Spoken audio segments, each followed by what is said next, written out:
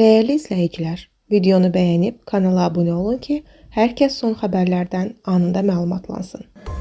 Ağcabədidə ağır yol nəqliyyat hadisəsi baş verib.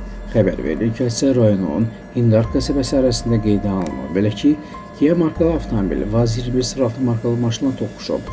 Baş verən qəzada Vazda olan 74 yaşlı şəxs müxtəlif dərəcəli xəsarət alaraq Ağcabədi rayon mərkəzi xəstəxanasına çatdırılıb. Kia markalı avtomobildə olan digər xanım şəxsi isə onun xəsarətlərinin yüngül olduğundan ilkin yardım edilib, müalicə üçün evə buraxılıb. Qeyd edək ki, Kia markalı avtomobil 44 günlük vətən müharibəsi şəhidi Məqsəd Həsənovun ailəsinə məxsusdur və xəsarət alan onun bacısıdır. Faktla bağlı araşdırma aparılır.